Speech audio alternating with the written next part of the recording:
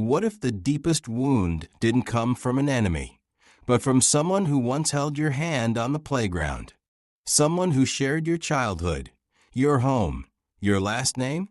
What if the person who caused you the most pain was someone the world expected you to love unconditionally?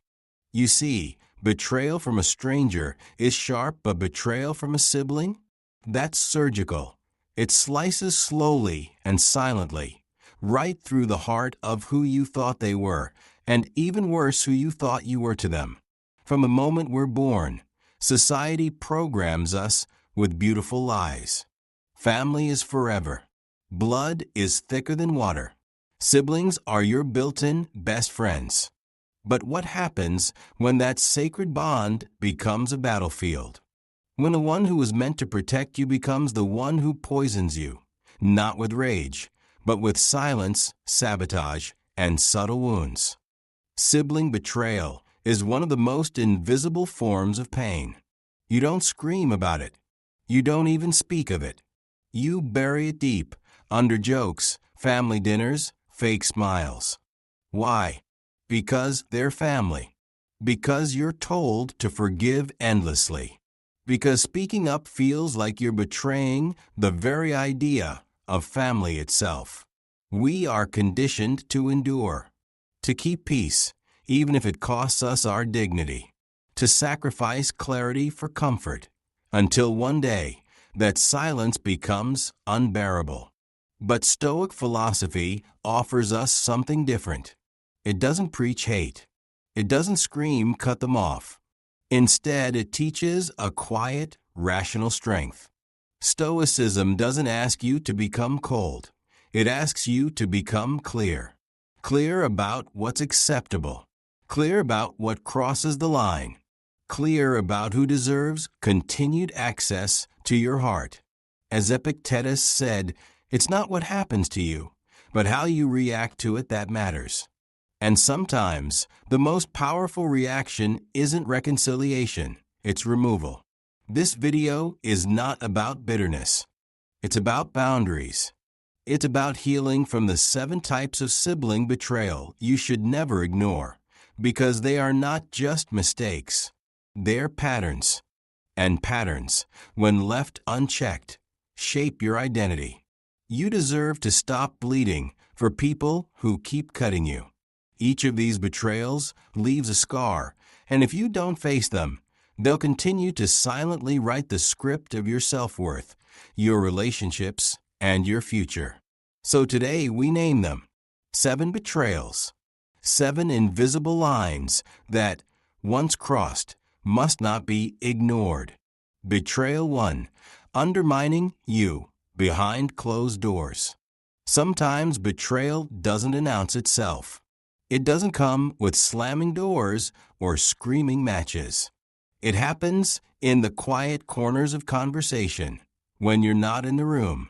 One of the most painful betrayals a sibling can commit is silent sabotage. To your face, they smile. At family gatherings, they cheer you on. They nod when you share your dreams.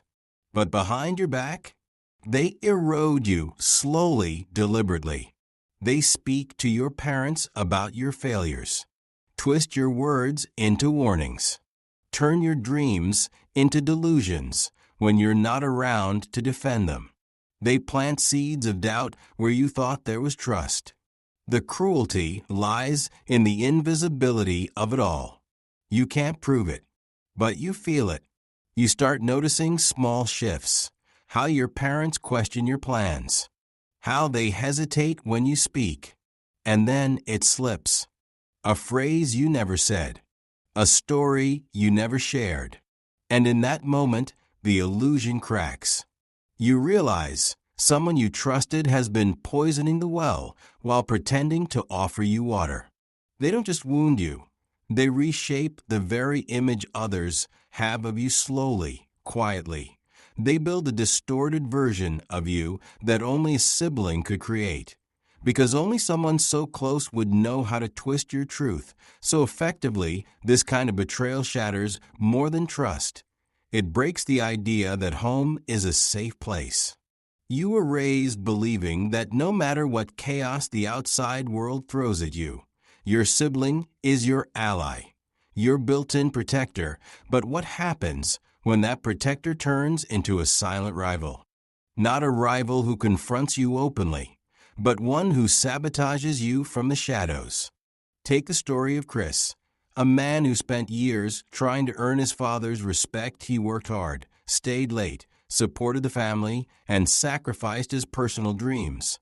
But still, it never seemed enough. One day, Chris discovered why the very brother who always called him a role model had been whispering in their father's ear behind closed doors. He told lies cloaked in concern, claiming Chris was reckless with money, unfit to manage the family business, and not dependable enough to lead. Suddenly, all the cold judgment and unexplained tension made sense. Chris had been fighting a silent war he never even knew was happening.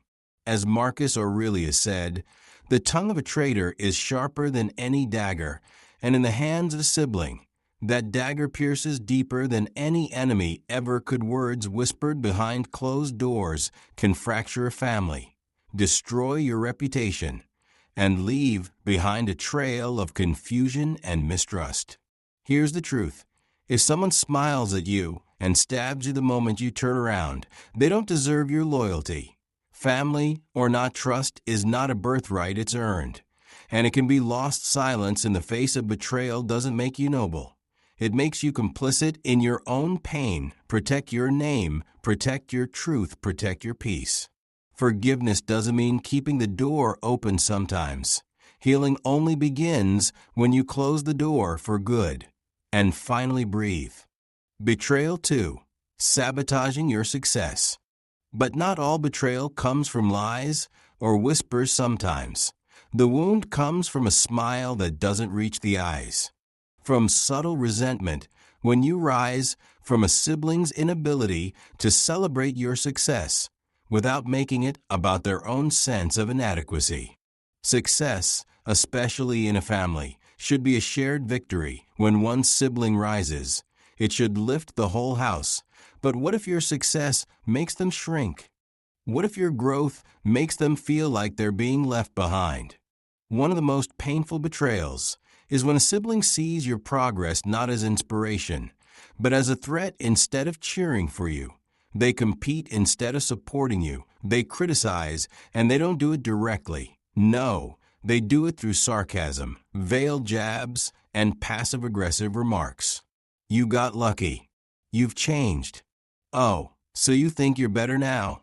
But behind these words is one clear message. I can't handle who you're becoming. This type of betrayal is dangerous because it's masked as humor or concern. It's buried in backhanded compliments and shallow praise, but it reveals something deep.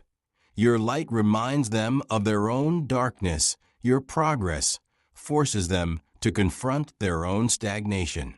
Take Amanda. For example, she had worked tirelessly for years and finally earned a major promotion. Her parents beamed with pride. Her friends sent congratulations. But her older sister? She just offered a tight smile and said, "Don't let it go to your head then," behind Amanda's back. She whispered to family members that Amanda had become arrogant and too focused on money. This same sister had borrowed money from Amanda more than once, yet now acted like Amanda's success was something to be ashamed of. This isn't about money. It's not about status. It's about emotional insecurity. A sibling who feels inadequate cannot celebrate others. Instead of doing the work to grow themselves, they try to cut you down so they don't have to feel left behind. But remember what the Stoics teach us. If someone cannot celebrate your growth, their presence is not growth for you. True love doesn't fear your elevation. It evolves with it. Real support isn't conditional on staying the same. It expands to meet your higher self. Your takeaway? You don't need to dim your light to comfort those who refuse to shine. You don't owe anyone your success in smaller portions just to protect their ego. You don't need to argue, fight, or prove yourself. Just keep rising, keep walking. Let their bitterness fade into background noise while you move forward with clarity and grace. Betrayal 3. Publicly humiliating you. There's a betrayal that doesn't hide behind closed doors. It walks into the spotlight and dares to laugh while you flinch. It wears the mask of humor, but leaves the sting of humiliation, and the worst part. It's done by the person who knows exactly where your deepest wounds lie, your sibling. When someone you trust turns your vulnerability into entertainment, it's not just painful.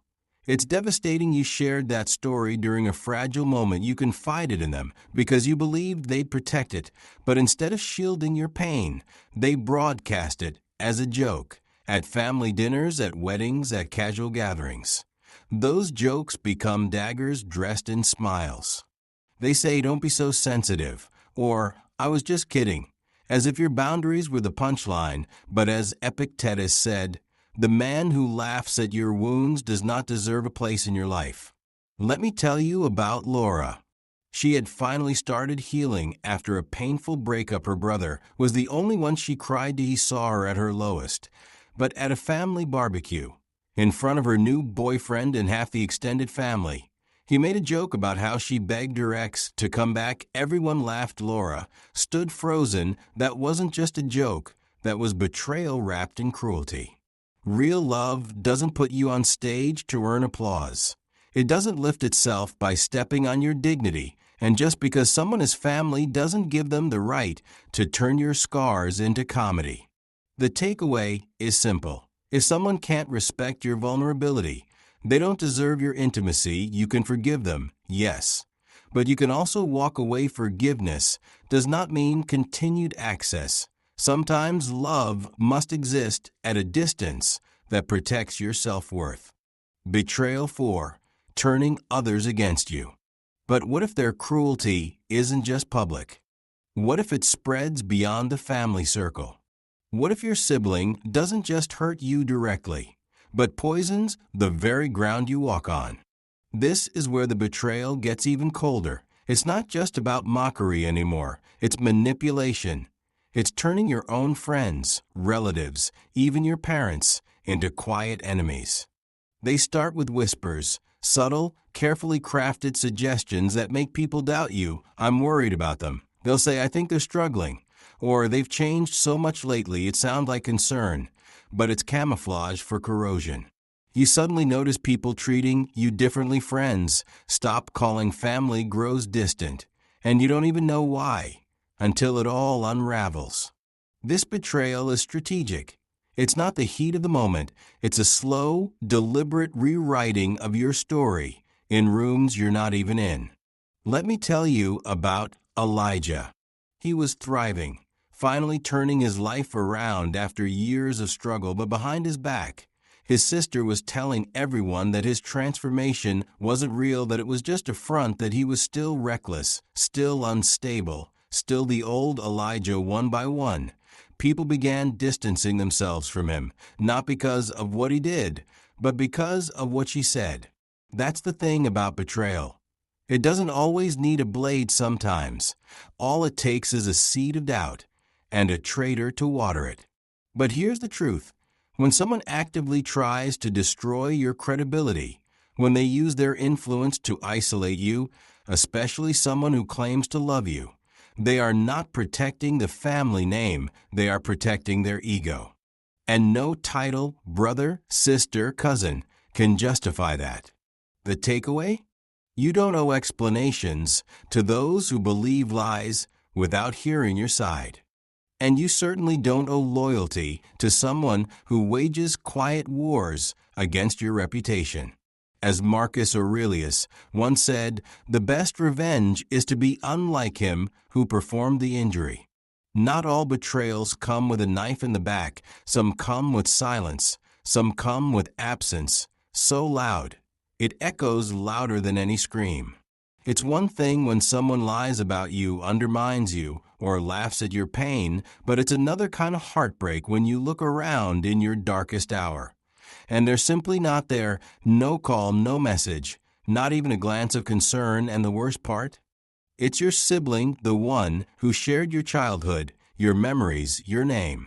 This kind of betrayal is hard to explain to others because technically they didn't do anything wrong, and yet their silence speaks volumes, their inaction becomes a verdict. Let me tell you about Jason. He had worked at the same company for 15 years, stable, steady, until one day, it all crumbled. Laid-off relationship ended, everything spiraled. Jason fell into a deep depression, and his sister? She lived just 20 minutes away, not a single message, not one knock on the door. When he finally asked her why she never reached out, her answer was, "I thought you needed space." But he didn't need space. He needed someone to care enough to show up, not fix it, not say the perfect words, just be there. Seneca once wrote, "Adversity does not build character. It reveals it, and when the storm hits, you quickly learn who was only standing in the sunshine." Emotional absence is not neutral. It carves a scar. It tells you didn't matter enough to show up for, and the sting isn't just the loneliness. It's the realization that someone you counted on chose not to count you in. Here's the truth. You can't force people to care. You can't beg for presence from those who only love in convenience. Love is not proven in words said on easy days. It's proven in presence when everything feels like it's falling apart. The takeaway? Stop explaining your pain to those who were never listening. Stop chasing emotional ghosts. Instead, focus on the people who show up, even when it's messy, even when it's hard, because those are the ones who've earned a place in your life. The rest, they were just passing through. Betrayal 6. Forcing you into family roles that do not serve you. But absence isn't the only weight that can crush you. Sometimes presence, when it comes with expectations you never chose, can be just as heavy.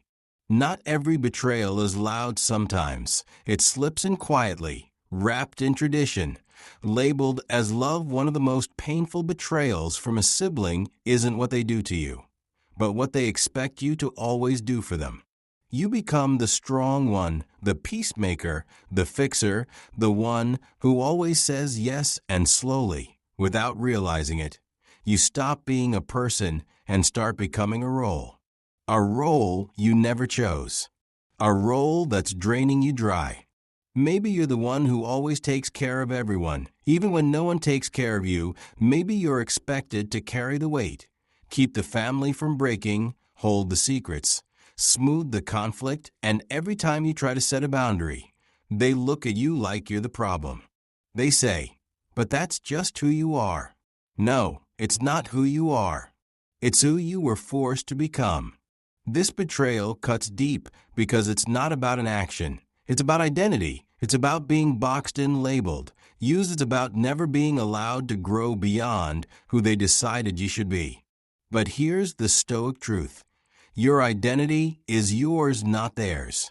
As Marcus Aurelius said, "Do not waste what remains of your life in speculating about others. Instead, be concerned with how you can live in alignment with your true nature." The takeaway? You don't have to play a role just because someone else is comfortable with it. You don't owe anyone a version of yourself that silences your soul. It's okay to outgrow expectations, even if they come from your own family. Because love built on control isn't love, and family built on guilt isn't family. It's a prison. Maybe you're the strong one, the quiet one, the one who sacrifices so others can breathe easier. But have you ever asked yourself, who gave you that role? Did you choose it? Or were you assigned it?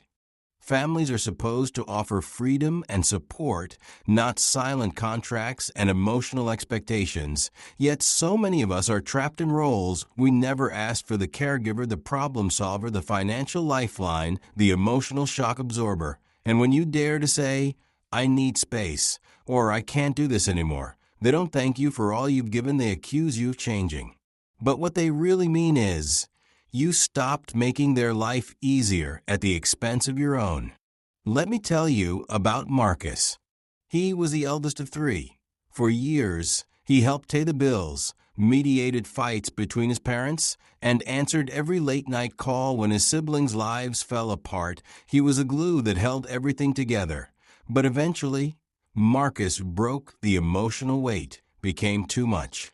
When he said he needed to step back and care for his mental health, his siblings didn't offer support. They lashed out. "You've always been the strong one," they said. "If you don't help, who will?" That wasn't love, that was entitlement. Stoic philosophy teaches us to live according to reason, not guilt. It reminds us, you are not born to play a part in someone else's story, you are born to write your own. The takeaway? Family roles are not destiny, they are habits. And habits can be broken if the role you've been given drains your soul, dims your light, or keeps you small. You have every right to walk away from it. This is not selfish, it is self-honoring. You do not have to set yourself on fire to keep others warm. You do not have to be everything to everyone. And you are not responsible for carrying a family that refuses to carry itself. Step out of the role, step into your truth. And those who truly love you will learn to meet you where you actually are, not where they need you to be. Betrayal 7. Competing for parental favor at your expense. Some betrayals don't shout, they whisper, they wear smiles and masks, but their damage runs deep because they don't just wound your heart, they poison your home. There's a silent war that exists in many families. It's not about love, it's about approval, and when a sibling turns that craving for parental praise into competition, they often don't rise by building themselves up, they rise by tearing you down. It starts subtly, a side comment, a twisted retelling of a story, a concern shared with your parents that makes you seem unstable, irresponsible, or disappointing. You don't even notice it at first. Until you realize your parents are looking at you differently, they're questioning your choices, doubting your path. You're not being seen. You're being compared. Compared to a version of your sibling that's been carefully constructed, like a mask worn for applause. Let me share Jenna's story. She had always been close to her mother. They talked weekly, shared secrets, laughed over old memories. But things started shifting when Jenna's older sister began showing up more often. She brought flowers, cooked meals, helped with errands, and slipped in comments like, "I just worry about Jenna sometimes. I wish she was still as stable as she used to be." Innocent on the surface, but venomous underneath. Jenna found herself explaining her life more than living it, defending choices she once felt confident about slowly. The bond she had with her mother was replaced with suspicion, crafted not by truth, but by comparison. This betrayal is brutal because it turns love into performance. It pits sibling against sibling, not in open battle, but in a carefully orchestrated competition for affection, and the prize? A false sense of superiority, built at the cost of real connection. But here's the truth. Approval gained through manipulation is not real respect. It's not love, and if someone must dim your light just to feel seen, they were never standing beside you. They were always standing on you. She finally saw it. She wasn't being seen for who she truly was. She was being filtered through a version of herself her sister had carefully crafted, and their mother believed the story. But Stoic wisdom reminds us, the wise do not seek applause. They seek truth because truth liberates while approval enslaves. When someone distorts truth just to be the favorite, they're not acting out of love. They're acting out of fear, the fear of being invisible, the fear of not being enough. And in that fear, they're willing to sacrifice the very bond that once made you family. The takeaway is simple yet profound. You should never have to compete for the love of your own parents. And if a sibling must use you as a stepping stone just to feel seen, they've already chosen pride over connection. You can't control how others speak about you, but you can control what you continue to allow. So walk in your truth. Speak clearly. Let your life, not their performance, define who you are. You don't need to be the favorite. You need to be free. These 7 betrayals? They're not always loud. They don't always look like war. But they are war because they quietly wound what should have been your safest space. And when the betrayal comes from your sibling, it's not just pain, it's confusion. It's heartbreak mixed with childhood memories. It's a silence that echoes for years, undermining you behind closed doors, sabotaging your success, using your past to control you, publicly humiliating you, disappearing emotionally when you needed them most, forcing you into roles that quietly kill your spirit, competing for love by turning your parents against you. These are not just mistakes. They are betrayals disguised as family duty. Some people will tell you, forgive and forget. But remember, this forgiveness without boundaries is just permission. You are not cruel for protecting your peace. You are not bitter for walking away. You are not heartless for finally choosing yourself. Stoicism doesn't teach hate. It teaches clarity. It asks you to strip away illusion, to examine your life with reason, not guilt. Because if someone repeatedly harms you, that's not love, that's not loyalty. And that's not something you're ever obligated to accept, blood or not. As Marcus Aurelius once said, the soul becomes dyed with the color of its thoughts. What you allow into your life stains you. If you keep tolerating betrayal, it will darken your heart with resentment. But if you choose boundaries, clarity, truth, you become someone who is free. You didn't choose the family you were born into, but you do choose who stays in your life. You choose whose voices matter. You choose what kind of peace you protect. Let this be the moment you draw the line. Let this be the moment you stop excusing pain just because it comes with a familiar face. Now, I want to hear from you. Have you experienced one of these betrayals? What did it teach you? How did you heal? Share your story in the comments. Someone out there needs to hear it.